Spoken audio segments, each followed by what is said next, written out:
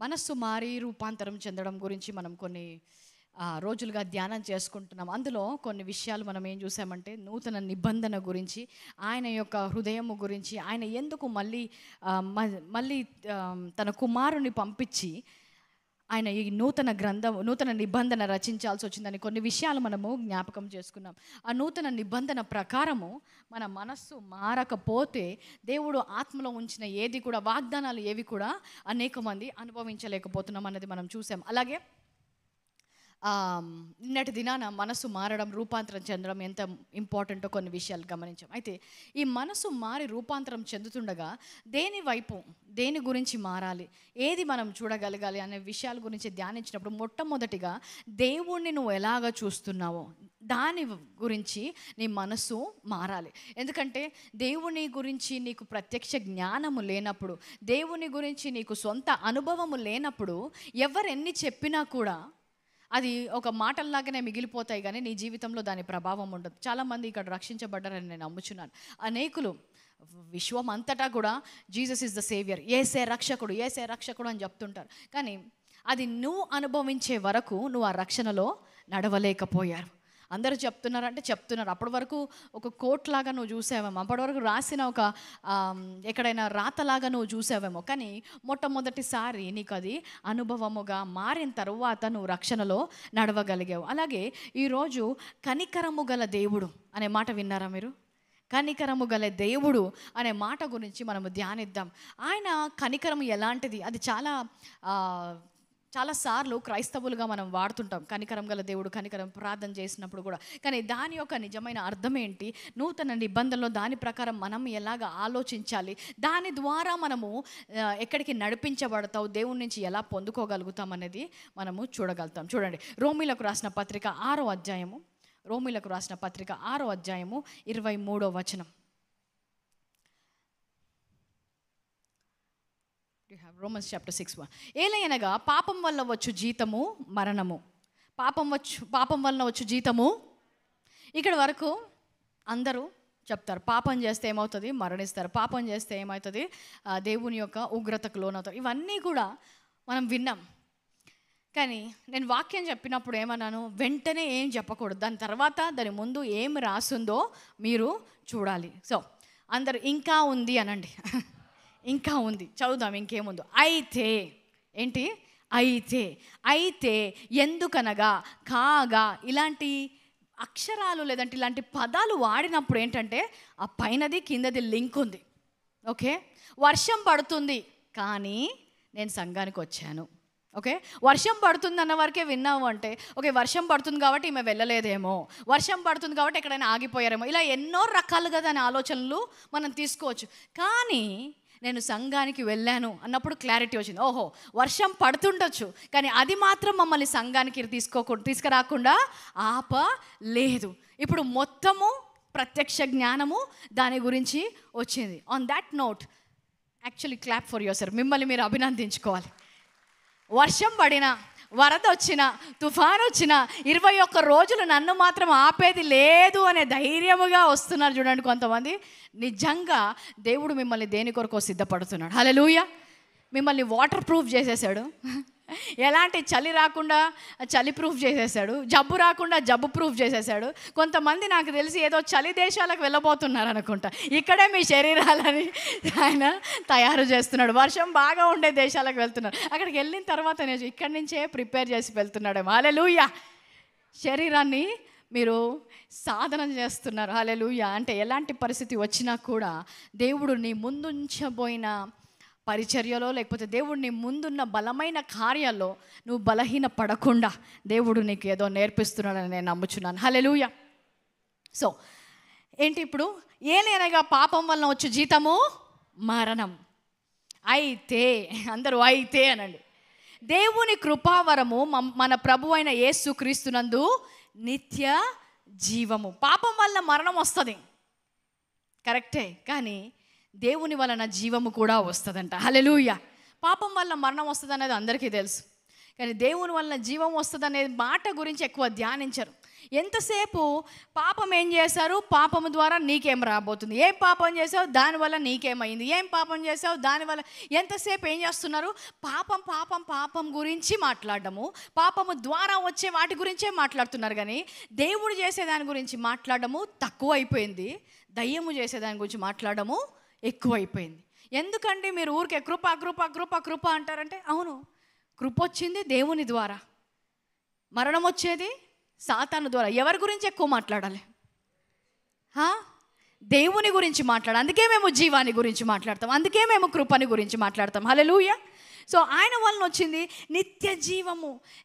ఎప్పుడైతే కొన్ని విషయాల్లో మనము సాతాను గురించి ఎక్కువగా మాట్లాడి దాని గురించే ఎక్కువ చెప్తూ దాని వైపే ఎక్కువగా కేంద్రీకరిస్తే దాని వైపే మన ఆలోచనలు ఉంటుంది. అలాగే ఏమన్నాను, as a man think it so easy. నీ ఆలోచన ఎటువైపు వెళ్తే నీ జీవితం కూడా అటువైపే వెళ్తుంది. సో ప్రసంగాలు వింటున్నా, బైబిల్ చదువుతున్నా కూడా ఎక్కువగా దేని మీద ఫోకస్ చేస్తున్నారనేది చూడండి. ఆయన మంచితనం మీద ఫోకస్ చేస్తున్నారా, లేకపోతే ఏదైతే ఇందాక కూడా నేను ప్రార్థనలో అన్నారు, ఎప్పుడు ఇక్కడికి వచ్చినప్పుడు ప్రార్థన అవసరత కోసం వచ్చినప్పుడు ఎక్కువగా మీరు ఫోకస్ చేసేది ఏ కొరత ఉందో దాని మీద ఫోకస్ చేస్తున్నారా, లేదంటే ఇప్పటి వరకు దేవుడు ఎన్ని దీవెనలు ఆశీర్వాదాలు నీ జీవితంలో ఇచ్చాడో దాని మీద ఫోకస్ చేస్తున్నారా? ఏదో ఒక విషయంలో నీకు ఈరోజు అవసరత ఉండొచ్చు. మరి ఎన్ని సంవత్సరాల నుంచి అవసరత తీసిన దేవుడు ఏమైపోయాడు? ఇంత గొప్ప రక్షణలోకి నడిపించిన దేవుడు ఏమైపోయాడు? నీకు వివాహం జరిగించిన దేవుడు ఏమైపోయాడు? పిల్లల్ని ఇచ్చిన దేవుడు ఏమైపోయాడు? అడిగిన ప్రతిసారి జవాబు ఇచ్చిన దేవుడు ఏమైపోయాడు? ప్రతిసారి కూడా ఏది లేదో దాని గురించి ఎక్కువగా మాట్లాడడం. అదేంటి? మరణం వైపు చూడడం, లేమి వైపు చూడడం, అనారోగ్యం వైపు చూడడం. ఈరోజు maybe I don't know your age is 50 years or 60 years, 50 సంవత్సరాలు ఉండొచ్చు, 60 సంవత్సరాలు ఉండొచ్చు. చిన్నప్పటి నుంచి ఎప్పుడూ కూడా నువ్వు అనారోగ్యం గురవ్వలేదా? అయ్యో స్వస్థపరిచాడా? స్వస్థపరిచాడు. మరి ఈరోజు ఎందుకు నా స్వస్థపరచాడని నీకు అనుమానంగా ఉంది? ఆయన మాట తప్పని మారని దేవుడు అని చెప్తున్నాడు. హల్లెలూయా. అంటే ఒకసారి స్వస్థపరిస్తే ఇప్పుడు కూడా స్వస్థపరచగలడు. అప్పుడంటే జ్వరం, ఇప్పుడంటే షుగర్ కదా. అప్పుడు ఏదున్నా ఇప్పుడు ఏదున్నా దేవుడు ఒక్కడే, ఆయన స్వస్థత ఒకటే, ఆయన రక్తము ఒకటే, ఆయన బలి ఒకటి, ఆయన నిబంధన ఒకటే. అది నువ్వు చూసేదాన్ని బట్టి నమ్మేదాన్ని బట్టి ఉంటుంది. సో ఒక కార్యము చేసిన దేవుడు ఇంకో కార్యం చెయ్యడని అపనమ్మకంలో ఎందుకు వెళ్తున్నావంటే, దేవుడు చేసిన కార్యాల వైపు, ఆయన ముగించిన కార్యాల వైపు మాట్లాడడం మనకు రాదు.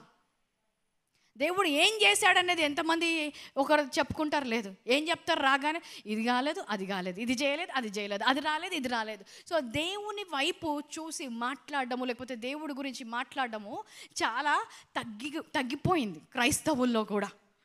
చూడండి, రోమీయులకు రాసిన పత్రిక 11వ అధ్యాయము 33-34 వచనాలు. రోమీయులకు రాసిన పత్రిక 11వ అధ్యాయం 33-34 వచనాలు. దేవుని బుద్ధి జ్ఞానము బాహుల్యము ఎంతో గంభీరం అంట. The English Bible says the depth of riches of his glory అంటాడు. ఆయన చేసేవి ఎంతో లోతైన కార్యాలంట. లోతు వద్దు మనకి, ఆ జ్ఞానం వద్దు. అవేంటి ప్రభా? గంభీరమైన కార్యాలు ఏంటి? ఎంతో గంభీరం అంట. ఆయన బుద్ధిగల జ్ఞానముల బాహుల్యము ఎంతో గంభీరం. ఆయన తీర్పులు శోధింపనెంతో అసఖ్యములు, ఆయన మార్గములు ఎంతో అగమ్యములు. ఇది చదవగానే అక్కడే రాస్తుంది కదక్క, ఆయన ఎంత గంభీరం మనకి ఎవరికి అర్థం కాదని. ఎవ్వరికి అర్థం కాదని ఆయన చెప్పలేదు. 1 Corinthians 2:11-12, 1 కొరింథీయులు 2వ అధ్యాయము 11-12. సో క్రైస్తవులు అందరూ కూడా సాతాను ఏ కార్యం చేస్తున్నాడో దానిలో జ్ఞానం పెంచుకోవడం కాదు, ఆయన యొక్క బాహుల్యములో ఆయన యొక్క కృప, ఆయన యొక్క గొప్ప కార్యాల్లో ఎంత లోతుందో దాన్ని తెలుసుకోవాలి. దేవుడు చేసిన కార్యము శిలువ మీద మరణించాడు నాకు తెలుసు, కానీ దాంట్లో లోతు తెలుసా? దేనిలో తెలుసు లోతు? ఆర్థరైటిస్లో ఎన్ని రకాలు ఉంటాయో తెలుసు. రుమటాయిడ్ ఆర్థరైటిస్ అంటే తగ్గదంట కదండి, ఆటో ఇమ్యూన్ డిజీజ్ అయితే తగ్గదంట కదండి. అందుకంటే అందులో లోతుకి వెళ్ళారు. ఇక్కడ స్వస్థత తెలుసు, అందులో లోతు ఏంటి? ఇంకంతకంటే ఏం రాదు. కానీ ఆయన ఏమంటున్నాడు, ఒక మనుషుని సంగతులు అతనిలో ఉన్న మనుషాత్మకే కానీ మనుషులో ఎవరికి తెలియను. అలాగే దేవుని సంగతులు దేవుని ఆత్మకే కానీ మరి ఎవరికి తెలియవు. ఇప్పుడు దేవునిలో లోతు తెలవాలంటే ఎవరికి తెలుస్తాయంట? ఆయన ఆత్మకే తెలుస్తాయి. ఆ లోతులు ఎరిగిన ఆత్మని మనకిచ్చాడంట. హల్లెలూయా. మనకిచ్చినప్పుడు ఏమవుతుంది? ఆయనలో లోతు మనము అర్థము చేసుకోగలము, కానీ మనము అర్థం చేసుకోవడానికి ప్రయత్నించము. ఎక్కడ ప్రార్థనకు జవాబు వచ్చిందా? ఓకే, లేదంటే ఇంకో చర్చ్, లేదంటే అసలు చర్చే మానేయండి. లోతు ఎక్కడ తెలుసుకున్నావు? ఆయన గురించి ఎప్పుడు ధ్యానం చేసావు? ఆయన చేసిన కార్యాల గురించి ధ్యానం చేసే సమయం ఇచ్చారా లేదా? అందుకనే హెబ్రీయులకు రాసిన పత్రిక 9వ అధ్యాయం 10వ వచనంలో అక్కడున్న వారితో యేసుక్రీస్తు మాట్లాడుతున్నాడు. ఇప్పుడు యాక్చువల్లీ వర్స్ 9 అక్కడ నేను చదువుదాం. ఆ గుడారము ప్రస్తుత కాలమున ఉపమానంగా ఉన్నది. ఈ ఉపమానార్థం బట్టి మనస్సాక్షి విషయంలో ఆరాధికుని సంపూర్ణ శుద్ధి కలగజేయలేని అర్పణలను బలులు అర్పించబడుచున్న యేసుక్రీస్తు అక్కడ వారికి చెప్తున్నారు. ఏంటి? ఒకప్పుడు ఇవన్నీ చేసేవారు. ఇప్పుడు ఏంటి? Next verse 10. ఈ దిద్దుబాటు జరుగు కాలము వచ్చు వరకు విధింపబడి అన్నపానములతోనూ నానా విధములైన ప్రక్షాళనములతోనూ సంబంధించిన శరీరాచారములు మాత్రమై ఉన్నవి. ఇప్పుడు ఏమంటున్నాడు? ఇప్పటి వరకు మీరు అన్నీ చేశారు, కరెక్టే, కానీ ఇవి ఎప్పటి వరకు అంట? ఒక దిద్దుబాటు కాలం వచ్చు వరకే ఇవి ఉన్నాయి. ఏంటి ఆ దిద్దుబాటు? అడగండి పక్కవారిని, దిద్దుబాటు కాలం అంటే ఏంటి అనండి. ఆన్సర్ చెప్పండి వాళ్ళకి, చెప్పండి. చాలా మందికి ఇలాంటి వచనాలు చదవరు. ఆ లోతు ఏంటి కాలము ఇప్పటి వరకే ఉందంట. మరి మనమే కాలంలో ఉన్నాము? దిద్దుబాటు అయిన తర్వాత ఉన్నామా, కాకముందు ఉన్నామా? ఏమి ఇచ్చాడు, ఏమి ఇవ్వలేదు, అవి ఆలోచించకుండా అన్నపానాలు నానా విధమైన ప్రక్షాళనకు సంబంధించిన శరీరాచారములు పాటిస్తూనే ఉన్నారు. ఆ కాలం అయిపోయిందని మీకు తెలుసా? ఆ కాలము దాటేసి వచ్చారని మీకు తెలుసా? వాక్యంలో ఏదో ఒక వాక్యం తీసుకోవాలి, దాని ప్రకారము ఏదో ఒక సొంత జ్ఞానముతో దానిలో నడవాలి. ఎవరో ఎక్కడో చెప్పారంటే కాళ్ళు కడుక్కోకుండా లోపల రావద్దని. కాళ్ళు కడుక్కోవడం మంచిదే. ఈరోజు కూడా మీరు అందరు కడుక్కొని వస్తే మా కార్పెట్ క్లీన్గా ఉంటుంది. So that is good. కాళ్ళు కడుక్కోవద్దని ఎందుకు? ఇందాక నేను రీజన్ ఇచ్చాను. ఎందుకంటే బయట బురద ఉంది, తొక్కితే ఇదంతా క్లీనింగ్ కష్టమని. ఒక రీజన్ ఉండాలి, ఒక రెవల్యూషన్ ఉండాలి. వాళ్ళు కడిగారు కాబట్టి నేను కూడా కడుక్కుంటాను, వాళ్ళు చేస్తున్నారు కాబట్టి నేను చేస్తున్నాను. ఆచారాలు, కానీ అవన్నీ ఎప్పటి వరకు అంట? ఒక కాలము వరకు విధింపబడ్డాయి. ఏంటి ఆ కాలము? ఏంటి ఆ దిద్దుబాటు కాలం అంటే ఏంటి? ఇంగ్లీష్లో ఒక పదం ఉంటుంది, రెఫర్మేషన్ అని. సో ఆ కాలం వచ్చే వరకు కొన్ని విషయాలు చేయండి, దాని తర్వాత అది కాదు అని చెప్తున్నాడు. అయినా కూడా వారికి ఏంటంట? అవన్నీ అవసరం లేదు. ముందర ఏముంది? ఆచార రకంగా చేయడమే అలవాటు అయిపోయింది. చూడండి, ఈరోజు క్రైస్తవులు కూడా దేవుని దగ్గరకు వచ్చినప్పుడు ఆ దేవుణ్ణి ఎలాంటి వారో, ఎవరి దగ్గరకు వస్తున్నారో తెలిసి రావట్లేదు. ఒక మంత్రగాడి దగ్గరికి వెళ్ళినప్పుడు, ఒక శకునగాండ్రి దగ్గరికి వెళ్ళినప్పుడు ఎలాగ వెళ్తారో అలాగే వెళ్తున్నారు. ఎందుకు వెళ్తారు? వాళ్ళ దగ్గరికి ఈ కష్టం ఉంది, మీరు ఏమన్నా చేస్తే ఆ కష్టం తీరిపోతుందేమో అని వాళ్ళ దగ్గరికి వెళ్తారు. అంతేనా? am I right? తెలియదు అసలు మీకు ఇలాంటివి? లేదు, మాది వరంగల్, మాకు బాగా తెలుసు ఇట్లాంటి. సో ఏం చేస్తారంట? వెళ్తారు. దేనికి? మాకు ఒకటి పిల్లలు పుట్టట్లేదు, ఏదో ఒకటి చేయండి.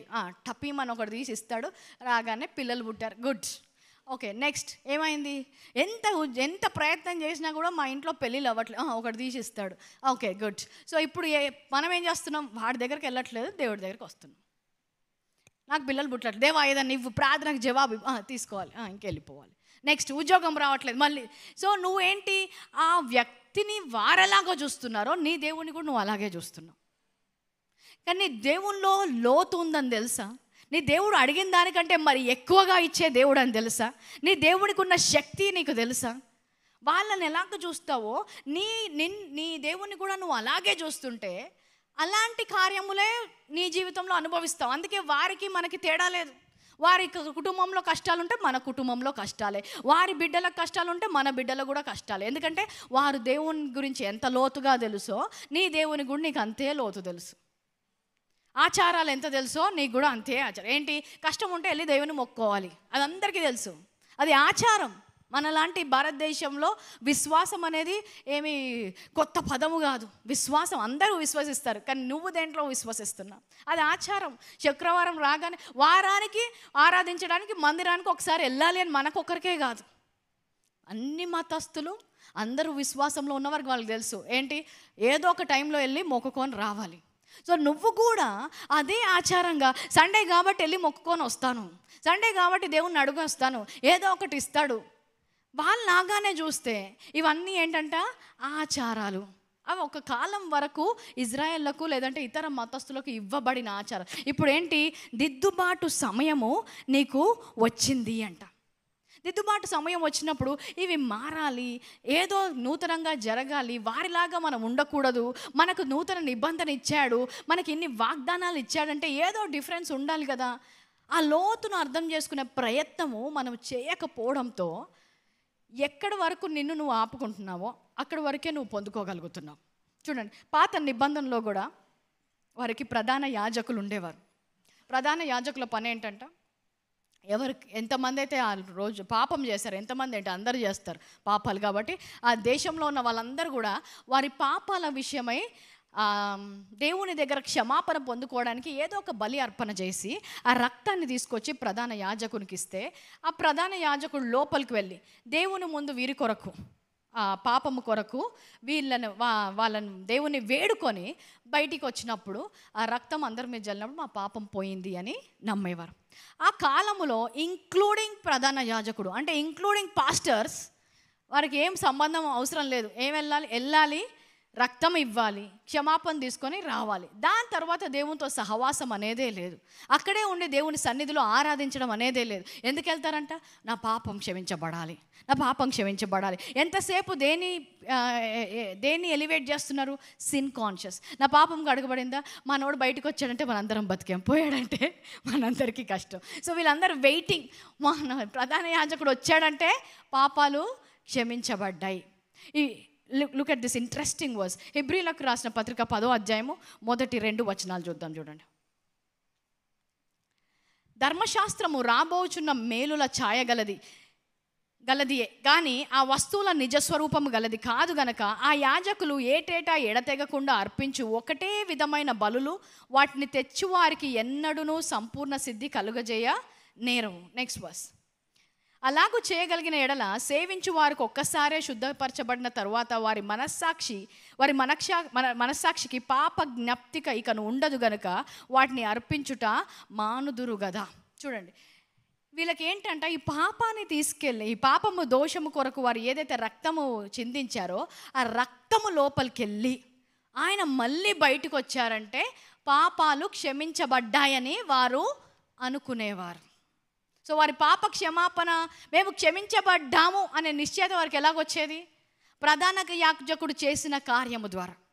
సో ఒక్కసారి ఆయన లోపలికి వెళ్ళొచ్చాడంటే ఓకే, ఈ ఇయర్ అంతా కూడా మమ్మల్ని దేవుడు క్షమించేశాడు, ఇంకా మనము పాపులము కాదు అని వారి మనస్సాక్షికి వాళ్ళు శుద్ధులై వెళ్ళిపోయేవారంట. ఏం శుద్ధిపరిచింది, జస్ట్ వాళ్ళ థింకింగ్. ఆ ప్రధాన యాజకుడు వెళ్ళి వచ్చాడు అన్న ఒక్క థాట్, ఆ ఒక్క ఆలోచన, మేము శుద్ధులం అయిపోయాము అనుకొని వాళ్ళు వెళ్ళిపోయారు. వారి ఆలోచనలో వారు పాపము చేయలేదని వెళ్ళిపోతున్నారు, కానీ మళ్ళీ ఎక్కడికి వెళ్తున్నారు, పాపంలోకి వెళ్తున్నారు. ఎందుకంటే మళ్ళీ నెక్స్ట్ ఇయర్ వస్తారు, మళ్ళీ నెక్స్ట్ ఇయర్ వచ్చి మళ్ళీ పాపము చేసాము. మళ్ళీ ప్రధాన యాజకుడు కూడా మన దేవుని దగ్గర సన్నిధిలో నిల్చున్నది అప్పుడే. మధ్యలో ఉండి అక్కడ ఆయన ఏమంటున్నాడు, ఆయన గురించి తెలుసుకునేది ఏమీ లేదు. పాపం ఉందా, దాన్ని కడిగాడా, ఇంకెళ్ళిపోయాం. మళ్ళీ దేవుడితో మనకు అవసరం లేదు, దేవునితో సహవాసం అవసరం లేదు. మా పాపాలు ఉంటే మాకు మరణం వస్తుంది, మరణించలేదు, ఇంతవరకు థ్యాంక్స్. రక్షించబడ్డాము అంటే మేము నరకంకి వెళ్ళట్లేదు, ఇంతవరకు చాలు అని మళ్ళీ వెళ్ళిపోవడం. కానీ నూతన నిబంధనలు ఏమంటున్నాడంటే వారి మనస్సాక్షికి పాప జ్ఞప్తి ఇకనూ ఉండదు. వారి మనస్సాక్షిని కంప్లీట్గా, he's called the purging of the consciousness అంటాడు. అంటే ఆయనని మనస్సాక్షిని ఆయన ఏం చేస్తున్నాడంట, శుద్ధీకరిస్తున్నాడంట. ఇంకా మళ్ళీ శుద్ధీకరించబడిన తరువాత మళ్ళీ అదే పాపంలోకి వెళ్ళడం కాదు, ఆ దేవునితో సహవాసంలోకి వెళ్ళగలిగినప్పుడు ఆ పాపాన్ని జయించి తిరిగి పాపములోకి రాకుండా ఎలాగుండాలో నూతన నిబంధనలో ఆయన మనకు చూపిస్తాడంట. కానీ ఇవన్నీ పాత నిబంధనల వరకు అవసరం లేదు. ఇచ్చామా, ఆయన మొక్కుకున్నాడా, మా పాపాలు పోయాయి, మళ్ళీ నెక్స్ట్ ఇయర్ కలుస్తాం. ఇదంతా ఏంటి, ఒక కాలము వరకే. కానీ ఆ కాలం అయిపోయింది, ఇప్పుడు నూతన నిబంధనలోకి వచ్చాము. ఒకే అర్పణ ఒకేసారి ఇచ్చాడంట. ఎల్లప్పుడూ కూడా నీ మనస్సాక్షికి నీ పాపము జ్ఞాపకము లేకుండా శుద్ధీకరించాడంట. మరి ఇంత శుద్ధీకరించిన తర్వాత మరి నేను దేవునిలో లోతైన అనుభవంలోకి వెళ్ళాలి కదా. మళ్ళీ చూడండి, ఒకసారి పాపం కోసం వచ్చావు, శుద్ధీకరించాడు, మళ్ళీ దేనికోసం రావాలి దేవుని దగ్గరికి? పాత నిబంధనలు అయితే మళ్ళీ పాపం కోసం వచ్చేవారు, పాపము కడగడానికి. ఇప్పుడు మనం దేనికి వస్తున్నాము? పాపం కడగడానికి కాదు, శుద్ధీకరించేశాడు ఆల్రెడీ. ఇప్పుడు ఆయనలో లోతు తెలుసుకోవడానికి, ఆయనలో జ్ఞానం ఏంటో తెలుసుకోవడానికి, ఆ పాపం మీద జయించడానికి, సాక్షులుగా ఉండడానికి, ఇంకా చాలా లోతైన మర్మాలు మన జీవితం ద్వారా ఆయన జరిగించడానికి. సో కేవలం పాత నిబంధనలాగా పాపం చేసాము, వచ్చాము, వెళ్ళిపోతున్నాము అనేది కాదు. అర్థమైన వారు ఆమెను చెప్పండి. చూడండి, కీర్తనలు 91 అధ్యాయం 4వ వచనం. ఆయన తన రెక్కలతో నిన్ను కప్పును, ఆయన రెక్కల క్రింద నీకు ఆశ్రయము కలుగును, ఆయన సత్యము కేడమును డాలునై ఉన్నది. ఆయన సత్యం ఏంటంట?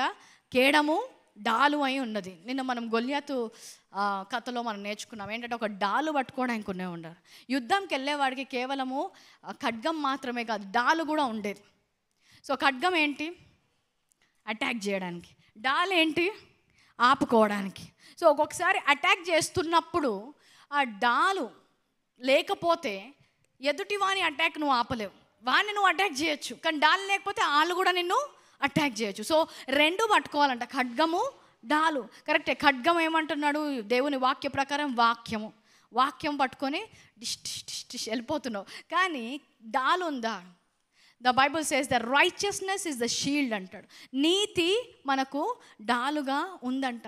ఇప్పుడు ఈ సత్యం అర్థం కాలేదనుకో, వాక్యముతోనే వెళ్తున్నావు, కానీ వాడు కూడా అటాక్ చేయడానికి నీకు ఛాన్స్ ఉంది.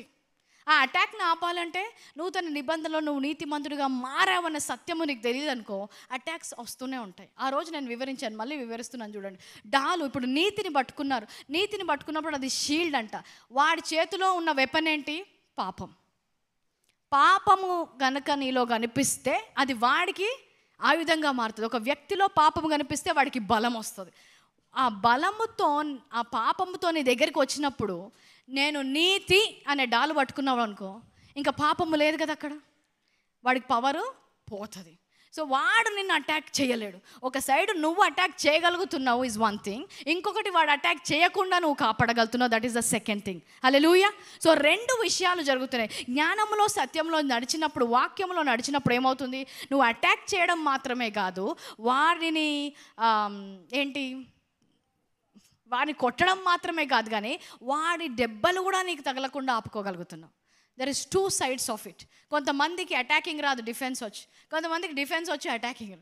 సో రెండు కూడా ఇచ్చాడంట దేవుడు. ఇవన్నీ కూడా ఎప్పుడు అర్థమవుతాయి?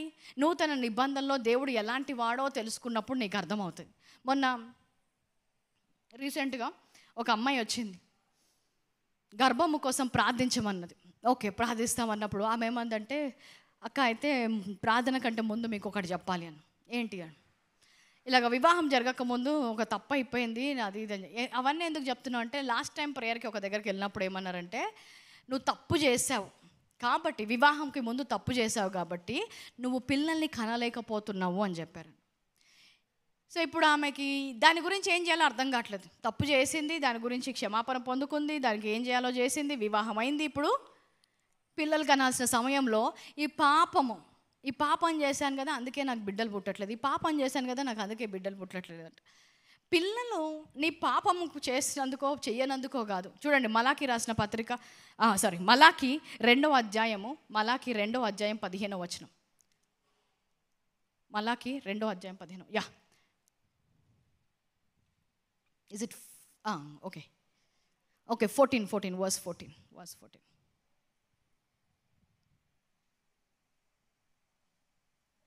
Verse 13.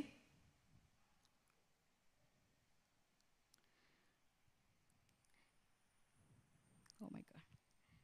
Let me see in the English once. Malachi. So ఇద్దరికి వివాహము జరిగినప్పుడు, దేవుడు వారికి పిల్లలు అనుగ్రహించినప్పుడు, దేవునికి ఒక ఆలోచన ఉందంట వారి వివాహము గురించి.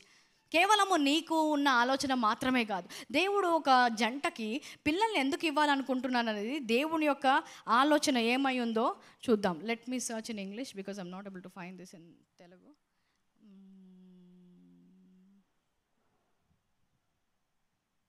Just give me 1 second. Verse 15 ఏమని ఉంది అక్కడ తెలుగులో? కొంచెంగా నన్ను దైవత్వం నొందిన వారిలో ఎవరునూ ఇలాగూ చేయలేదు, ఒకటి చేసినను ఏమి జరగను, దేవుని చేత సంతతి నొందవలనని అతడు యత్నము చేసెను గదా. ఇంగ్లీష్లో ఏమని ఉంటుందంటే గాడ్లీ చిల్డ్రన్ హీ హాజ్. ఇద్దరు వివాహము చేసుకునేది ఎందుకంట? దేవుని చేత, లేకపోతే దేవుని సంతతి నొందడానికి. ఆయన యొక్క సంతానము ఈ భూమి మీద, ఆయన ఆదాము అవ్వకి ఏం చెప్పాడు? మీరు ఫలించి విస్తరించండి. ప్రతి విత్తనము దాని ప్రకారము ఎలాగైతే ఫలిస్తుందో, ఆదాము అవ్వ మీలో కూడా నా విత్తనాన్ని ఉంచాను, ఆ విత్తనము ఫలించాలి, అనేకులుగా విస్తరించాలి. సో ఇద్దరిని కలిపినప్పుడు కూడా ఆయన ఏమంటున్నాడు? Yes, that he might seek a godly seed. Put that in the NKJV or NLT. ఒక గాడ్లీ చిల్డ్రన్ని, ఆయన యొక్క సంతానమును ఆయన భూమి మీద విస్తరించడానికి నీ గర్భాన్ని ఆయన వాడుకుంటున్నాడు. ఇప్పుడు ఆ పిల్లలు పుట్టాలనే ఆశ నీకంటే ఎక్కువ ఎవరికి ఉంది? దేవుడికి ఉంది. మరి నువ్వు పాపము చేసావు కాబట్టి నీ సంతానాన్ని ఆపడానికి ఆయన ఎందుకు చూస్తాడు? ఆయన చిత్తము, ఆయన యొక్క ప్రణాళిక రాసి ఇంకొక బిడ్డ వస్తున్నాడు. ఆయన ఆ బిడ్డ ద్వారా దేవుని యొక్క కార్యాలు చూడాలనుకుంటున్నాడు. ఆ ప్రణాళిక ఒక వ్యక్తి యొక్క ప్రణాళికనే ఈ తల్లి తప్పు చేసిందని ఆపేస్తాడా దేవుడు? అక్కడి నుంచి పంపకుండా వదిలేస్తాడా? పాపము గురించి మనకున్న, సరే let me give another example. ఒక వ్యక్తి క్యాన్సర్తో బాధపడుతుంది. మొన్న మన ప్రేయర్ టీం వాళ్ళు వెళ్ళి కూడా ప్రేయర్ చేసినప్పుడు, ఎందుకో కానీ నాకు దీని గురించి ఇంకా ప్రార్థన చేయాలనిపించట్లేదమ్మా. ఎందుకు అంటే, కరెక్టే, నేను చేసిన తప్పులకు నేను ఇది అనుభవించాల్సిందే, నేను అస్సలు మంచిదాన్ని కాదు, నాకు ఇప్పుడు గుర్తొస్తున్నాయి నేను చేసినవన్నీ కూడా, నా తప్పులకు నేను శిక్ష అనుభవిస్తున్నాను అన్నాను. సరే, నిజంగానే నీ తప్పులకు నువ్వు శిక్ష అనుభవిస్తుంటే దేవుడు అది ఇచ్చాడు అనుకున్నావు. కొంతమంది మన భాషలో వాడే పదం ఏంటంటే తగిన శాస్తి జరిగింది, వీళ్ళకి తగిన శాస్తి జరుగుతుంది. సో అలాంటి మైండ్ సెట్తో ఏమందంటే, నేను చేసిన పనులకు దేవుడు నన్ను శిక్షిస్తున్నాడు. నిజంగానే నువ్వు చేసిన పనులకు నేను శిక్షిస్తే, మరి ఆ హాస్పిటల్లో పుట్టిన పిల్లవాడు లుకేమియాతో పుడితే వాళ్ళు ఏం చేశారు? చిన్న పిల్లలు చనిపోతుంటే వాళ్ళు ఏం తప్పు చేశారని వాళ్ళకి శాస్తి జరుగుతుంది. ఒక విధంగా చెప్పొచ్చు వాళ్ళ తల్లిదండ్రులు చేశారేమో అని. మరి వాక్యంలో ఉంది కదా, ఈ కాలంలో తండ్రులు చేసిన పాపానికి, వారు తండ్రులు చేసే పండ్లకి పిల్లల పళ్ళు పులోయని, అంటే మీరు చేసే పాపము మీ బిడ్డల మీదకి రాదు అని ఆయన చెప్తున్నాడు కదా నూతన నిబంధనలో. ఏమైపోయింది? ఇలాంటి మన సొంత జ్ఞానముతో దేవుని యొక్క నిజమైన స్వభావం మనం తెలుసుకున్నప్పుడు దేవుడు శిక్షిస్తున్నాడు, తగిన శాస్తి జరుగుతుంది, నా పాపాలకి నాకు నిజంగానే చెయ్యాలంటే సొదొమ గొమొర్రాని అడగండి, చెప్తాడు దేవుడు శిక్షిస్తే ఎలాగుంటుందో అని. నిజంగానే మనం చేసిన ప్రతి పాపానికి దేవుడు శిక్షించాలంటే, ఏ పాపమైనా పాపమే, పెద్ద పాపం, చిన్న పాపం, మంచి పాపం, చెడ్డ పాపం అనేది ఉండదు. పాపం ఈజ్ పాపం. There is no other definition to that. పాపం వల్ల వచ్చే జీతం మరణం. ఎంతగా అంటే ఒక చిన్న అబద్ధం కూడా పాపమే. చిన్న అబద్ధం ద్వారా కూడా మరణం రావచ్చు. కావాలంటే వెళ్ళి అననీయ సపీరని అడగండి. ఒక అబద్ధం అడగన టప్, ఇంకో అక్కడ వచ్చాడు మళ్ళీ వెనక అబద్ధం అడ టప్. అంటే ఏంటి? నిజంగానే తగిన శాస్తి జరగాలి. నీ పాపానికి దేవుడు ఏదైనా చెయ్యాలి అంటే నీకు అనారోగ్యం వరకు అవసరం లేదు. ఈరోజు అబద్ధం ఆడితే అక్కడే పడిపోవాలి. పడిపోకుండా బ్రతుకున్నావంటే దేవుని కృప. హల్లెలూయా.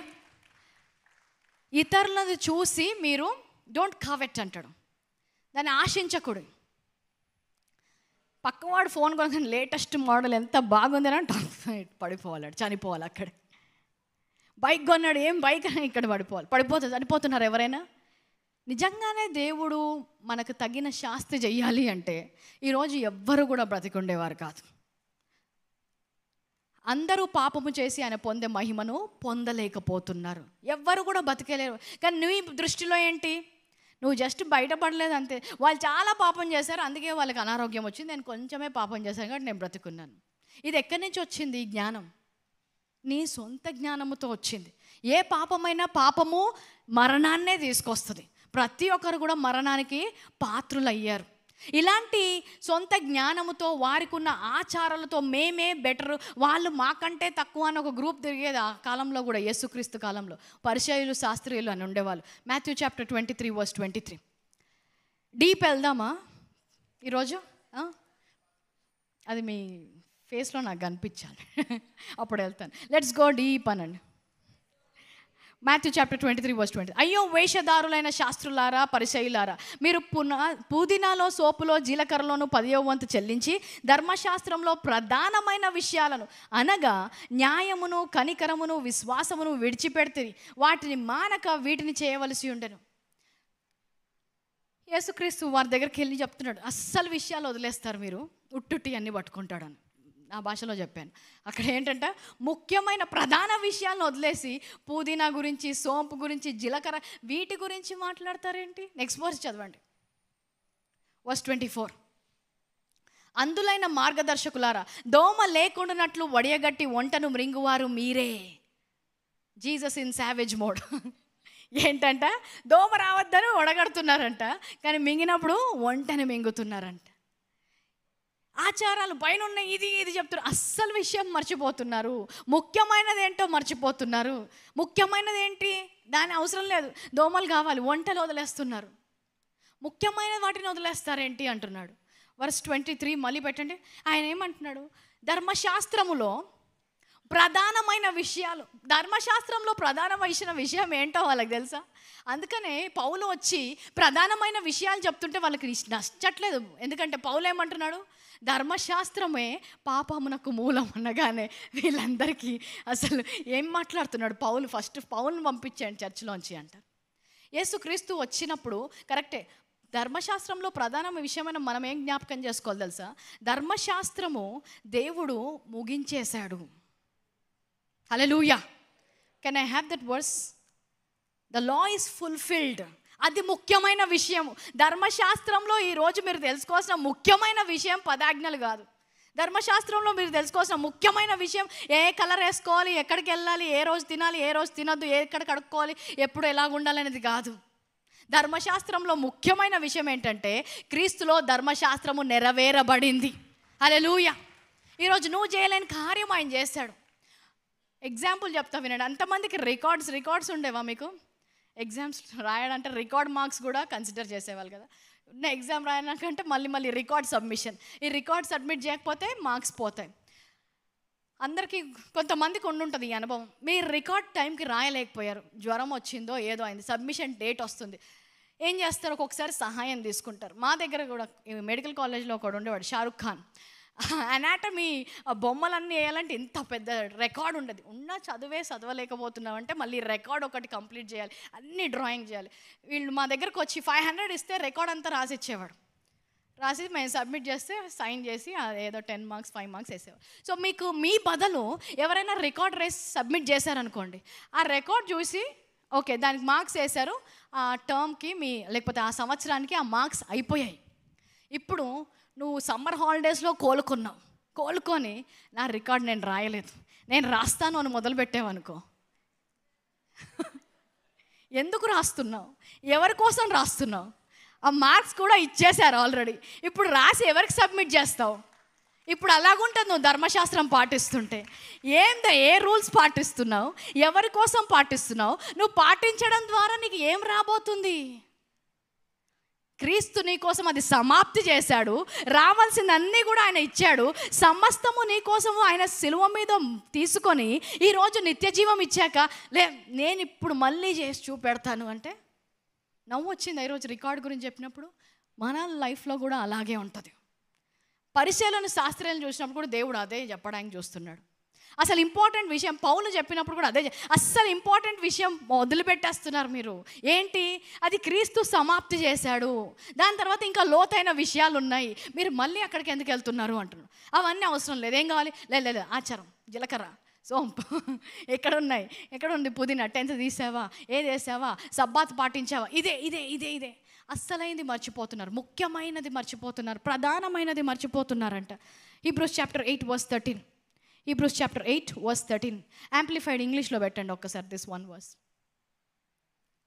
ఆయన పాతవి when God speaks of a new covenant, he makes the first one absolute, and whatever is becoming absolute out of use, annulled and growing old is ready to disappear. Amplified classic. Okay, so ఆయన ఏమంటాడు? పాత అయిపోయింది, పాత నిబంధన అయిపోయింది, నేను నెరవేర్చేశాను.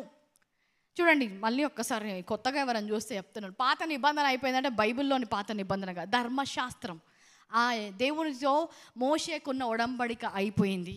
క్రీస్తు వచ్చిన తర్వాత ఇంకా మళ్ళీ నువ్వు దాని ప్రకారము జీవించాల్సిన అవసరము లేదు అని చెప్తున్నాడు.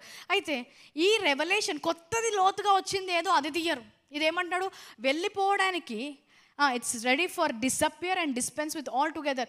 పాతది వెళ్ళిపోయిందంట, కొత్త దానికి మార్గం తెలిసి వెళ్ళిపోయింది. అయినా వీళ్ళు ఏం చేస్తున్నారు, ఆ పాతబడ్డదాన్ని షెల్ఫ్లోంచి తీసి దులిపి ఓకే కొత్త ప్రత్యక్ష జ్ఞానం అని బోధిస్తున్నారంటే ఏంటి బోధించేది? అది కొత్తది కాదు, ఎప్పుడో పాతగైపోయింది, అది నెరవేర్చబడింది. ఇప్పుడు అది ప్రత్యక్ష జ్ఞానంగా బోధిస్తే ఇంకా అసలు లోతు మీరు ఎప్పుడు తెలుసుకుంటారు? ధర్మశాస్త్రము నెరవేర్చబడింది, క్రీస్తులో నెరవేర్చబడింది అని వాక్యములోనే రాసుంది. Do you agree? నమ్మిన వారు చప్పట్లు కొట్టండి. ఇప్పుడు మళ్ళీ ధర్మశాస్త్రం ఓకే, ఈరోజు ఒక లోతైన మర్మము తెలుసుకుందాం. ఏంటి అంటే దేవుని యొక్క తీర్పు. కరెక్టే, తీర్పు గురించి, విశ్వాసము గురించి. Go to that verse. అన్నిటికంటే ముఖ్యమైన వాటిని పక్కన పెట్టేసి తీర్పులో కూడా, విశ్వాసములో కూడా, కనికరములో కూడా, ధర్మశాస్త్రంలో కూడా. ధర్మశాస్త్రం బోధించొద్దు అనట్లేదు, అందులో ముఖ్యమైనది బోధించు. దోమలు ఈగలు కాదు. ఏంటంట ముఖ్యమైనది ఏంటి? ధర్మశాస్త్రం ముగించబడింది, అది ముఖ్యమైనది.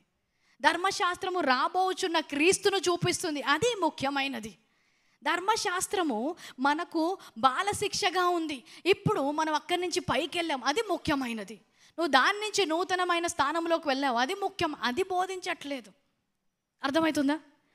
సో ఎప్పుడైనా దేవుడి యొక్క వాక్యం అర్థం కావాలంటే there should be a reconciliation of your intellect and revolution of the spirit. ఈ రెండు లేకపోతే దాన్ని విభజించి, వాక్యం ఏంటంటే విభజించి, సరిగ్గా విభజించి చదవకపోతే it is going to be very difficult for a Christian to understand God and receive anything from him. చూడండి, దేవుడు చేసిన గొప్ప కార్యం చూసినప్పుడు ఆయన విమోచించాడు. ఒక పదము నేను ఎక్స్ప్లెయిన్ చేస్తాను, దాన్ని బట్టి మీకు అర్థమవుతుంది. ఆయన విమోచన కార్యం అని ఉంటుంది. Redemption is redeeming. కోల్పోయినవన్నీ కూడా మళ్ళీ తీసుకొని రావడము రిడెంప్షన్. లాస్ట్ 2 days బ్యాక్ చెప్పాను. Redeem. When will you redeem things? When you have a revolution. మీకు ప్రత్యక్ష జ్ఞానం వచ్చినప్పుడు ఏదైతే కోల్పోయావో అవి తిరిగి నీ జీవితంలోకి సమకూర్చబడతాయి. అనుభవము ద్వారా, అనుభవం మంచిదే, అనుభవం వస్తే నెక్స్ట్ స్టెప్ మంచిగా వేయడానికి మీకు తెలుస్తుంది. కానీ రిడీమ్ చేసినప్పుడు ఏమవుతుందంట, గొంగలి పురుగులు ఏవైతే తినేసాయో ఆ సమస్తం కూడా మళ్ళీ తిరిగి నీ జీవితంలోకి రావడానికి అవకాశం ఉంటుంది. సో ప్రత్యక్ష జ్ఞానం వస్తే ఏమవుతుందంట, దేవుని యొక్క సత్యం తెలుసుకున్నప్పుడు రిడెంప్షన్ అవుతుంది. అంటే కోల్పోయినవన్నీ కూడా దేవుని మన జీవితంలో మళ్ళీ సమకూరుస్తాడంట. Hallelujah. Let's go to Deuteronomy chapter 38. ప్రతి ఒక్కరి జీవితంలో ఆయన మనల్ని విమోచించాడు. ఎక్కడి నుంచి? చీకటి రాజ్యంలోంచి వెలుగు రాజ్యంలోకి. అక్కడ వరకు తెలుసు. అందులో లోతు తెలుసా? ఆయన దేని కొరకు విమోచించాడు? తన కుమారులుగా చేసుకుంది దేని కొరకు? ఆయన కుమారులుగా ఎప్పుడైతే అక్కడ ఉన్నారో, ప్రతిసారి నోహవు కాలంలో కానీ ఇజ్రాయెల్ కాలంలో కానీ దేవుడు ఒక మాట అంటాడు. ఏంటంట, దేశాలను వారికి స్వాస్థ్యముగా ఇచ్చాడు. సో దేశాలను స్వాస్థ్యంగా ఇచ్చినప్పుడు పుట్ 32:8 దేవుడు వారికి స్వాస్థ్యం ఇచ్చినప్పుడు ఏం చేశాడు? దేశాలు ఇక్కడ ఉన్నాయి కాబట్టి కుమారులను అక్కడికి పంపించలేదు. కుమారులు ఎంతమంది ఉన్నారో దాని ప్రకారము దేశాలను చేశాడంట. అర్థమవుతుందా డిఫరెన్స్? సో ఇక్కడ ఈ దేశం ఉంది కాబట్టి నువ్వు ఇక్కడ కాదు, నా కుమారుడు ఉన్నాడు కాబట్టి ఇప్పుడు బౌండరీకి ఇది ఆయన దేశము. ఇంకో కుమార్తె వచ్చింది, ఇప్పుడు ఇంకో దేశానికి బౌండరీకి. అలాగా దేవుడు ఏం చేశాడంట, ప్రతి కుమారుడికి ప్రతి కుమార్తెకు స్వాస్థ్యాన్ని ఇచ్చాడంట. కానీ ఈ లోతు వరకు మనం రాలేదు. ఎక్కడి వరకు వచ్చాము? ఆయన చీకటి నుంచి వెలుగులోకి నడిపించాడు. నడిపించిన తర్వాత ఏమిచ్చాడంట? స్వాస్థ్యాన్ని ఇచ్చాడు. వర్స్ 32 ఇజ్రాయేలును లెక్కబెట్టి ప్రజలకు సరిహద్దులను నియమించాను. సరిహద్దుల ప్రకారం ప్రజలను పెట్టలేదంట, ప్రజల ప్రకారము సరిహద్దులు. Mature people will get this. Hallelujah. So అంటే ఒక్క వ్యక్తికి వారి స్వాస్థ్యము వారికి ఉన్నది. హల్లెలూయా. నీకు ఏదైతే ఇవ్వాలో దేవుడు ముందుగానే నీ కొరకే పెట్టాడు. అది షేరింగ్ ఏం లేదు ఇందులో. కానీ ఎవరంట? కుమారులు రావాలి, కుమార్తెలు రావాలి, అప్పుడు వారికి ఆ స్వాస్థ్యము ఇవ్వబడుతుంది. అందుకనే యెషయాలో రాసినప్పుడు 60వ అధ్యాయంలో ఏమంటాడంటే, ఒక్కడు 1000 మంది గాను, put that was Isaiah chapter 60 verse 22. ఒక్కడు ఎంతంట? 1000 మంది. వాళ్ళు అల్పుడైన వాడు కూడా బలమైన కార్యాలు చేస్తాడంట. అంటే మినిమం ఒక్క పర్సన్, ఇక్కడ ఉన్నవారు కూడా కాదు, వారిలో ఒంటరైన వాడు 1000 మందినగును, ఎన్నిక లేని వాడు బలమైన ఎన్నిక లేను అంటే నేనే అందరికంటే వీకెస్ట్ అంటే మినిమం 1000 పీపుల్ని ఇంపాక్ట్ చేయాలంట నీ లైఫ్. హల్లెలూయా. ఒక్క వ్యక్తి ఎంత? మినిమం ఒక 1000 మందినన్నా ప్రభావము చేయాలంట. అలాంటి స్వాస్థ్యాన్ని మనకి ఇచ్చాడంట. నాకు ఇంకా గట్టిగా ప్రార్థన చేయకపోతే 1000 మందిని ఇస్తే, గట్టిగా ప్రార్థన చేస్తే ఇంకెంత ఇస్తాడు? నాకు ఇంకా అంత గట్టి విశ్వాసం లేదు. గట్టిగా లేకుండా బలహీనమైన విశ్వాసంతోనే ఒక 1000 మందిని చేయగలితే, బలమైన విశ్వాసులకు ఎంతమంది స్వాస్థ్యం ఇస్తాడు? వారికి ఏం చేస్తాడంట? ఒక దేశాన్ని ఇవ్వగలుగుతాడు. హల్లెలూయా. దేశాలను స్వాస్థ్యంగా తీసుకునేవారు మన మధ్యలో ఉన్నారు, కానీ ఆ లోతులోకి మనం వెళ్ళట్లేదు, ఆ ప్రత్యక్ష జ్ఞానములోకి వెళ్ళట్లేదు. 1 shall become 1000. When we started confessing this, how many of you were there?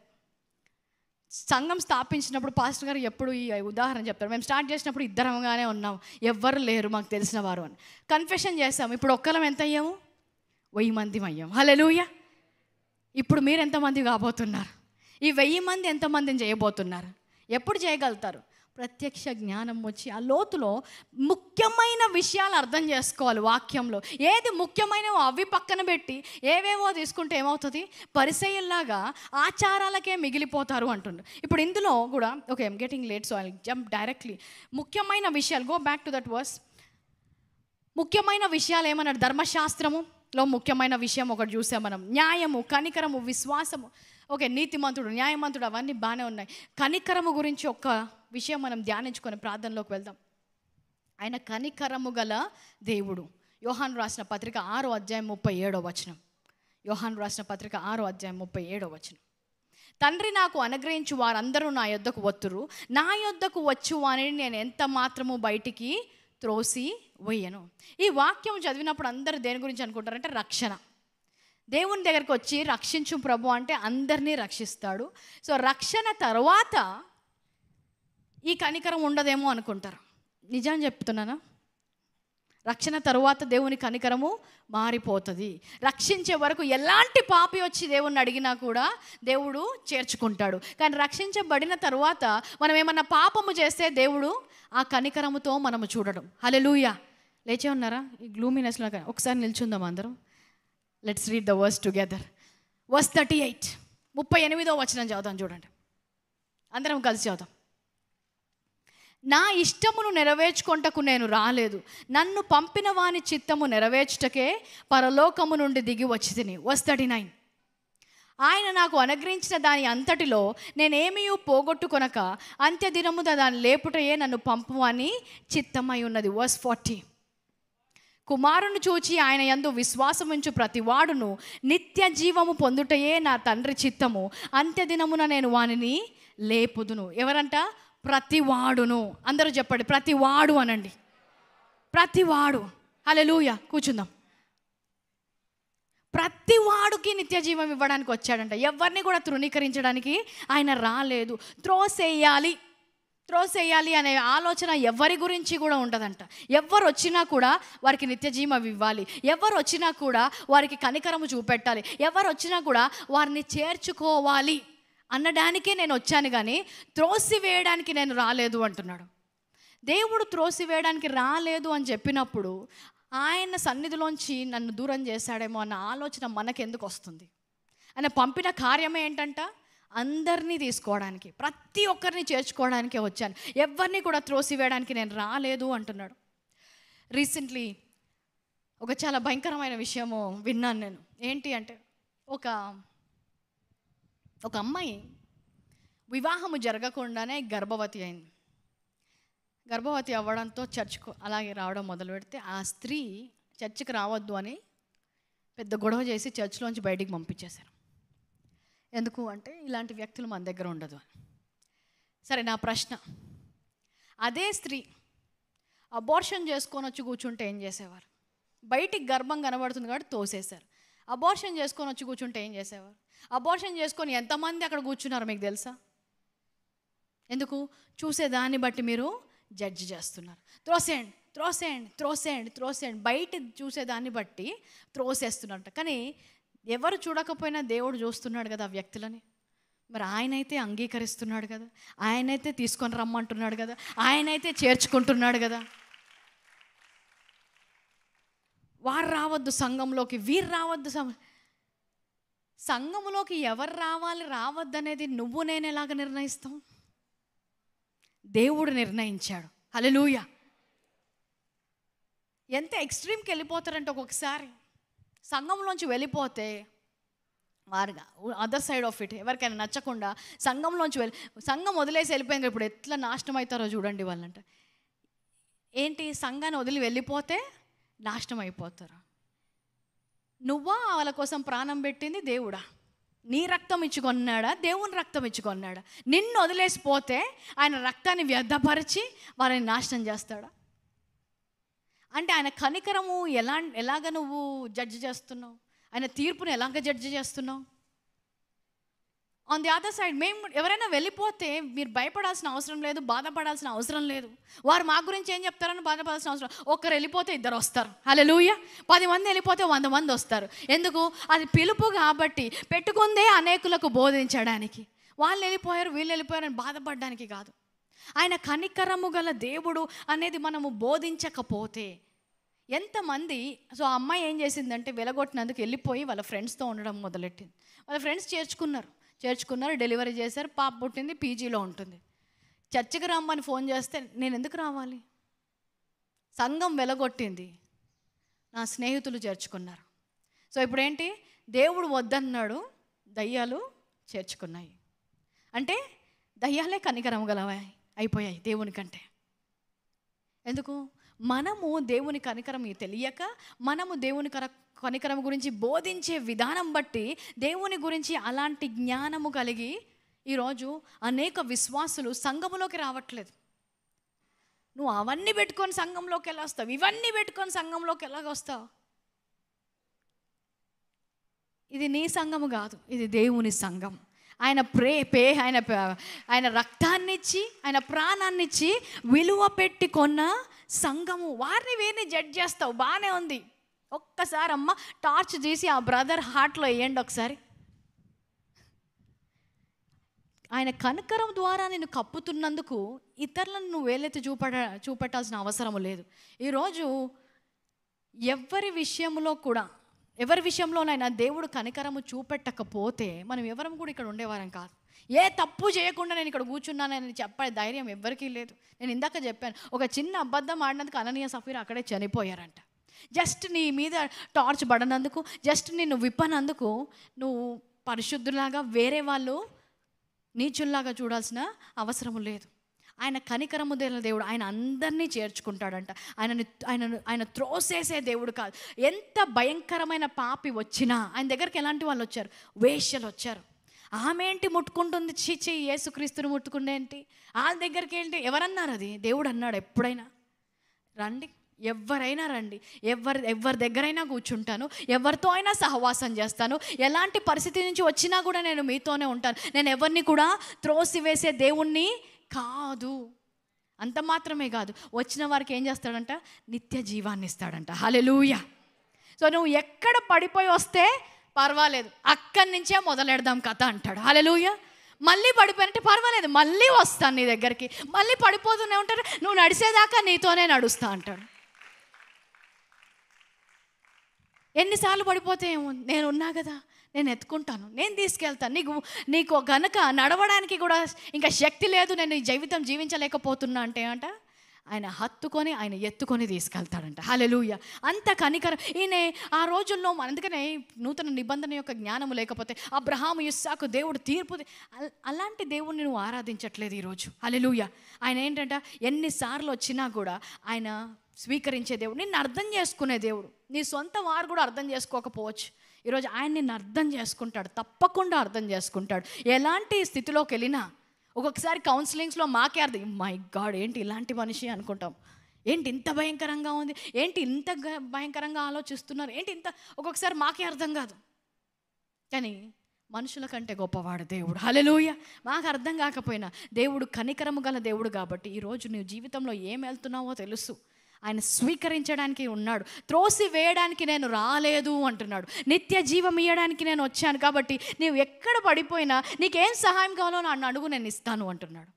ఈరోజు రోమీలకు రాసిన పత్రిక 8వ అధ్యాయం 15వ వచనంలో ఏమంటాడు? ఈరోజు మీరు నాకు దాసుల్లాగా కాదు కానీ సొంత కుమారులాగా నేను మిమ్మల్ని దత్తత తీసుకున్నాను అంటున్నాడు.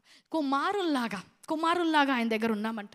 కుమారుల్లాగా దగ్గరికి వెళ్ళినప్పుడు, అందుకే తప్పిపోయిన కుమారుని గురించి చెప్పినప్పుడు ఆయన తప్పిపోతాడు, మళ్ళీ తీసుకుంటాడు. ఇక్కడ ఎంతమంది తల్లిదండ్రులను అడిగినా అదే మాట చెప్తారు. ఒకవేళ నీ కొడుకు కూతురు తప్పు చేశారనుకోండి, మళ్ళీ వస్తే స్వీకరిస్తారా? అస్సలు వద్దుని వాడు నాకు వద్దన్న తల్లిదండ్రులు ఎవరైనా ఉంటారు?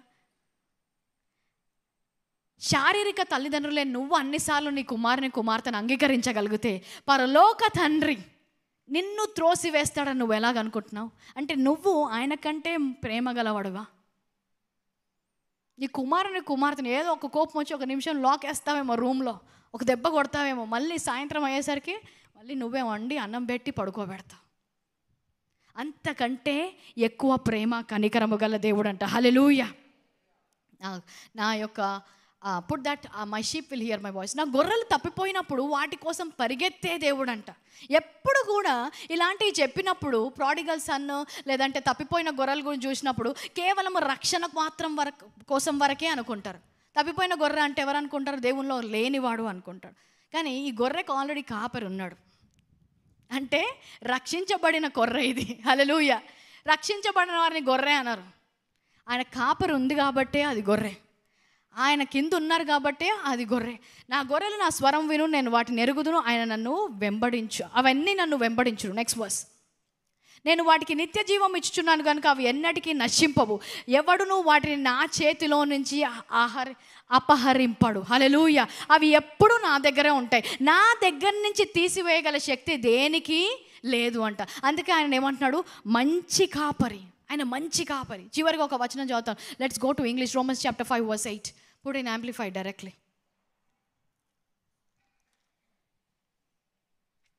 But God clearly shows and proves his own love for us by the fact that while we were still sinners, Christ died for us. Telugu verse. ఆయన ఏమంటున్నాడు? మనము ఇంకా పాపములో ఉన్నప్పుడే ఏమంట? క్రీస్తు మనకు చనిపోయాడు, మన కొరకు చనిపోయాడు. శుభ్రపరచుకున్న తర్వాత కాదు, నీతిగా మారిన తర్వాత కాదు. ఎక్కడున్నామంట? ఇంకా పాపము నుండి బయటికి వచ్చినప్పుడు కాదు, ఇంకా పాపములో ఉన్నప్పుడే ఏం చేశాడు? మన కొరకు చనిపోయాడు. ఈ వచనం వరకు ఓకే, ప్రేమ గల దేవుడు, కనికరం గల దేవుడు చేస్తాడు అనుకుంటా. Next verse put in English. Therefore, since we have now been justified, ఆయన రక్షించుకున్న తర్వాత ఏమైందంట? ఇప్పుడు నువ్వు ఎవరు అయ్యావు? ఆయన నీతిగా మార్చబడ్డాడు.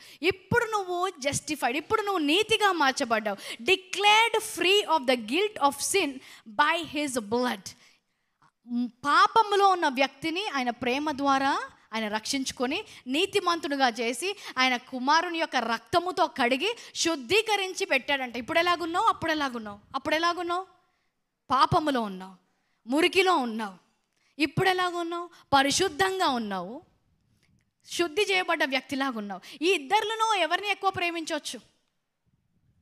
శుద్ధీకరించబడిన వారినా, పాపంలో ఉన్న వారినా? ఏది ఈజీ? శుద్ధీకరించే వాడిని ప్రేమించడం ఈజీ. ఇప్పుడు ఎవరు? నువ్వు కుమారుడివి, పరాయుడివి కాదు. So how much more certain is that we will be saved from the wrath of God through him. ఇప్పుడు ఏంటంట? హౌ మచ్ మోర్, ఇంకా ఎంతగా మనల్ని రక్షించబోతున్నాడు. దేని నుంచి? ఆయన తీర్పు నుంచి అంట.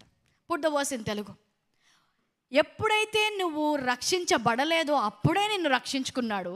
కాబట్టి రక్తం వల్ల ఇప్పుడు ఎవరయ్యాము? నీతిమంతులుగా తీర్చబడ్డావు. మరి నిశ్చయముగా, అందరూ మరి నిశ్చయముగా అనండి, మరి నిశ్చయముగా ఆయన ద్వారా ఉగ్రత నుండి ఏంటి? శిక్షించబడదుమా? ఎక్కడి నుంచి? ఎవరు రక్షించబడుతున్నారు ఉగ్రత నుంచి? దేవుని ఉగ్రత అని బోధించినప్పుడు నీతిమంతులకు ఉన్న ఉగ్రత ఏంటి? పాపంలో ఉన్న వారికి ఉగ్రత ఏంటి తెలియనప్పుడు భయపడతారు. కానీ వాక్యంలో ఏమంటున్నాడు? ఇప్పుడు మీరు నీతిమంతులు కాబట్టి మరింత నిశ్చయముగా ఆయన ఉగ్రత నుంచి రక్షించబడుదురు. హల్లెలూయా.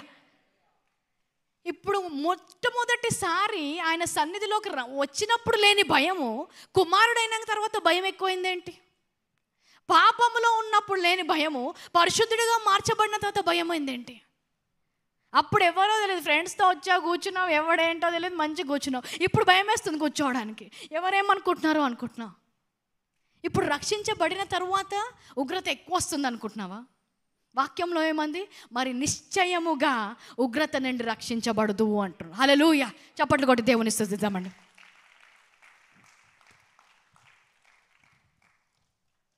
కష్టంగా ఉందా ఇలాంటివి వినడానికి? బాగున్నాయి. ఫిలిప్పీలకు రాసిన పత్రిక 1వ అధ్యాయం 6వ వచనం. ఆయన మొదలుపెట్టాడు రక్షణ కార్యం. నిన్ను నీ విశ్వాసమునకు కర్త కొనసాగించువాడు ఎవరు? ఆయనే.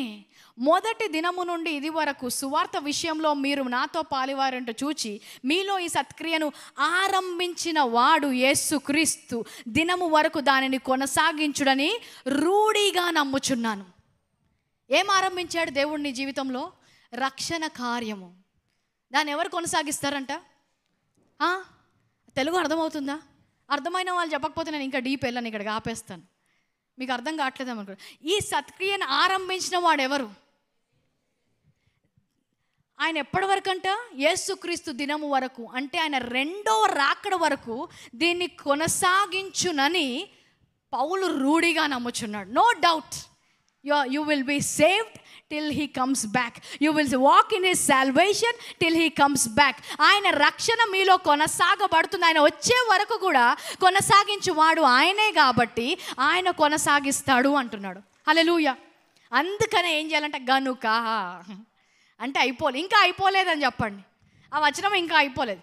గనుక మీ అందరి నిమిత్తము నేను చేయు ప్రతి ప్రార్థనలో ఎల్లప్పుడూ సంతోషముతో ప్రార్థన చేస్తున్నాడంట. ఎందుకు? వీళ్ళు కొనసాగించబడతారు, వీరు ఆఖరి వరకు నిల్చుంటారు, వీరు పడిపోయేవారు కాదు. ఎందుకంటే ఆరంభించిన వాడు దాని అంతము వరకు తీసుకొని వెళ్తాడు. హల్లెలూయా. who began this work will continue that work in your life. He will continue that. And Paul is saying, I am persuaded with this అంటున్నాడు. నేను రూఢిగా నమ్ముచున్నాను. అందుకని ఏం చెప్పాలంటే ఎల్లప్పుడూ దేవునికి కృతజ్ఞతాస్తుతులు చెల్లించాలి. ఎందుకంటే మీరు ఇది నా జీవితంలో కొనసాగిస్తున్నారు కాబట్టి. హల్లెలూయా. ఇది ముఖ్యమైన విషయము. ఆయన కనికరము విషయమైన విషయంలో ఇది ముఖ్యమైనది పక్కన పెట్టి, ఆయన తీర్పు గురించి ముఖ్యమైన విషయం పక్కన పెట్టి ఈగలు దోమలు వెనకాల పడుతున్నారేంటి? అంటే పాపం చేస్తే మీరు అస్సలు బాధపడరా? పడతాను, కానీ నీలాగా పడను. ఒక కుమార్తెలాగా బాధపడతాను, ఒక బానిసలాగా బాధపడను, ఒక విమోచించబడిన వారి వల్ల బాధపడతాను. ఎందుకంటే ఒక కుమారుడు తప్పు చేసినప్పుడు తన తండ్రి దగ్గరికి మళ్ళీ వెళ్ళి పట్టుకోగలుగుతాడు. అదే ఒక బానిస తప్పు చేస్తే ఏ శిక్ష పడుతుందో, ఉంటానో లేదో అన్న భయముతో వెళ్తాడు. ఇద్దరు తప్పు చేసినప్పుడు వారు ఇద్దరు దేవుని దగ్గరికి వేరే విధంగా వెళ్తారు, ఇద్దరు వేరే విధంగా దేవుని దగ్గర నుంచి పొందుకొని వెళ్తారు. సో ఈరోజు తప్పు చేశాము అంటే చేశాను, కానీ నేను గుర్తుపెట్టుకోవాల్సింది ముఖ్యమైన విషయం ఏంటి తెలుసా? నేను పుట్టింది అక్షయమైన బీజముతో. నాలో ఉంది అక్షయమైన బీజము. ఆ అక్షయమైన బీజం పనిచేస్తూనే ఉంటుంది. పడిపోతానేమో, పాపము చేస్తానేమో, కానీ అది పాపములో కొనసాగించమని చెప్పదు, పాపములోనే ఉండమని చెప్పదు. ఆ బీజం ఎప్పుడో ఒకసారి పనిచేస్తుంది. నా కొడుకు, నా కుమార్తె తప్పిపోదు. నేను తప్పిపోనని ఆయనకు తెలుసు, నాకు తెలుసు, మా ఇద్దరికీ తెలుసు. నాకు నా దేవుడికి తెలుసు నేను ఎలాగుంటానో, నా జీవితం ఎలాగుంటుందో ఆయనకి నాకు తెలుసు. ఎందుకంటే ఏ విత్తనము నాలో ఉంచాడో, ఏ అక్షయమైన బీజము నాలో ఉంచాడో ఆయనకు తెలుసు. కాబట్టి పడిపోగానే పడిపోయిందని వదిలేయడు. పడిపోయినా నేను ఉన్నాను కదా, నేను తీసుకెళ్తాను, నిన్ను త్రోసివేయను, నిన్ను నాతో పాటు ఆఖరి వరకు, ఎప్పటి వరకు? యేసుక్రీస్తు దినము వరకు కొనసాగిస్తాడంట. అదేంటి? అది ఆయన కనికరము. ఆయన కనికరించే దేవుడు అంట. చూడండి, యెషయా 42:3 వచనం. యెషయా 42:3 వచనం. నలిగిన రెల్లును అతడు విరువడు, మక్కమక్కలాడుచున్న జనపనార వత్తిని ఆర్పడు, అతడు సత్యమును అనుసరించి న్యాయమును కనపరుచును. ఆయన న్యాయము గురించి, ఆయన కనికరము గురించి, ఆయన విశ్వాసము గురించి, ధర్మశాస్త్రము గురించి ముఖ్యమైన వాటిని మీరు తెలుసుకోవాలి అంటున్నాడు. ఏంటంటే ఆయన న్యాయము, నలిగిన రెల్లును అతను విరవడు. నలిగిన రెల్లు అంటే తెలుసా? ఒక గడ్డి ఉందనుకోండి, గడ్డి ఇలా పొడుగ్గా ఉంటుంది కదా, అన్ని లేయర్స్ పీకి అన్ని పీల్ చేసిన తర్వాత మధ్యలో ఒక సన్నగా ఒకటి మిగులుతుంది. ఇంకేంటి, ఇంకా అది నిలవలేదు, అంత బలహీనమైనదంట. అలాంటి బలహీనమైన దాన్ని కూడా ఆయన పట్టుకొని, ఏం కాదు, నువ్వు నిల్చోగలవు, నా చేతిలో నువ్వు ఉన్నావు కదా, నువ్వు విరిగిపోవు, నేను త్రోసివేయట్లేదు, నేను నీతోనే ఉంటాను అని చెప్తున్నాడంట. అంతగా ఆయన న్యాయము తీర్చే దేవుడు. ఆయన ఏమంటున్నాడు, జనపనార వత్తిని ఆర్పడు. వత్తి అంటే తెలుసా అందరికీ? ఇప్పుడు అన్ని క్యాండిల్స్ వెళ్ళిపోయి టార్చ్ లైట్స్ వచ్చాయి కాదు, దీపం పెడితే దానికి ఒక వత్తి ఉంటుంది, దాన్ని వెలిగించి క్యాండిల్ వెలిగిస్తే అది మొత్తం బ్లాక్ అయిపోయి చిన్నగా అయిపోతుంది. ఇంకా లాస్ట్లో ఏమవుతుందంటే ఆ ల్యాంప్లోంచి లైట్ సరిగ్గా రాదు, ఇంకా ఆరిపోతుంటుంది. అలాంటి పరిస్థితిలో ఉన్నా కూడా ఆయన ఏమంటున్నాడు, దాన్ని ఆర్పడంట. ఎందుకు పనికిరాట్లేదు, వదిలేయట్లేదు అనట్లేదు. ఆ ఆరిపోయే దాని దగ్గరికి కూడా వచ్చి ఆయన జీవాయువు ఊది జీవాత్మని ఇచ్చిన దేవుడు. ఏం కాదు, నువ్వు వెలగగలుగుతావు, లే, నేను నీతో ఉన్నాను, నా ఊపిరి నీకు ఇస్తున్నాను, నా యొక్క శక్తిని నీకు ఇస్తున్నాను, నువ్వు ఆరిపోవు, నువ్వు వెలుగుగా ఉంటావు, అనేకులకు వెలుగుగా పిలుచుకున్నాను నిన్ను, నువ్వు ఇక్కడితో ఆగిపోవడానికి వీల్లేదు, నేను నిన్ను కొనసాగిస్తాను అని చెప్తుంటాడంట. హల్లెలూయా. అలాంటి కనికరము గల దేవునితో మనము సహవాసము చేస్తున్నదాన్ని మర్చిపోదు. ఒక్కసారి తప్పిపోతే, 2 సార్లు తప్పిపోతే ఇంకా దేవుని దగ్గరకు వస్తే ఏమంటాడేమో, చర్చిలో కూర్చుంటే ఇంకెక్కువ ఉగ్రత వస్తుంది, బయట ఉండడమే బెటర్. అంటే నువ్వు బయట ఉన్నప్పుడు దేవుడు చూడలేకపోతున్నాడు, కానీ ఇక్కడ ఉంటే చూడగలుగుతున్నాడు. ఆయన ఏదైనా పని చేయాలంటే చర్చిలోనే చేస్తాడు, బయటకు వస్తే ఆయనకు పవర్ లేదనుకుంటున్నావా? ఎందుకు నువ్వు సంఘం నుంచి దూరంగా వెళ్ళిపోతున్నావు? ఎందుకు సహవాసము నుంచి దూరంగా ఎందుకు వెళ్ళిపోతున్నావు? ఎందుకు దేవుడి నుంచి ఇంకా దూరంగా వెళ్ళిపోతున్నావు? ఆయన త్రోసివేసే దేవుడు కాదు. ఎవరో చూపించే ప్రేమ కంటే తప్పకుండా దేవుడు చూపించే ప్రేమ గొప్పగా ఉంటుంది. Hallelujah. Put that verse again, amplified, Romans chapter 8 verse 5 verse 8, sorry. The worship team can come on stage. Amplified classic.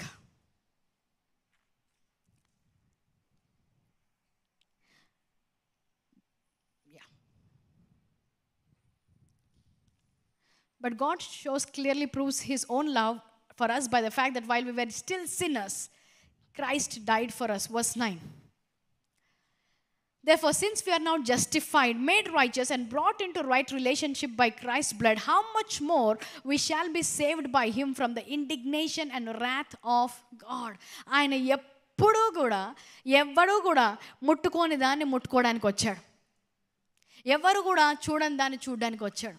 ఎవరు కూడా ఇది పని చేస్తారు, వీళ్ళు పనికి వచ్చేవారనే, వీరికి విలువైన వారు అని విలువ ఇవ్వలేని సమయంలో నీలో విలువను చూశాడంట. ఏదో నువ్వు తర్వాత విలువైన కార్యం చేస్తావని కాదు. అందరూ నేను యూజ్లెస్ అన్నప్పుడు ఆయన నాకు కావాలి అన్నాడు. నువ్వు దేనికి పనికి రాకుండా ఉన్నప్పుడే నిన్ను తీసుకొచ్చాడంట. ఈరోజు కుమారుడిగా మారిన తర్వాత మళ్ళీ ఎందుకు నిన్ను దూరపరుస్తాడు? ఇంకా ఎక్కువ ఎందుకు శిక్షిస్తాడు? ఇంకా ఎందుకు ఎక్కువ దూరం చేస్తాడు? నేనున్నాను, నీ కోసం నేను నిల్చున్నాను.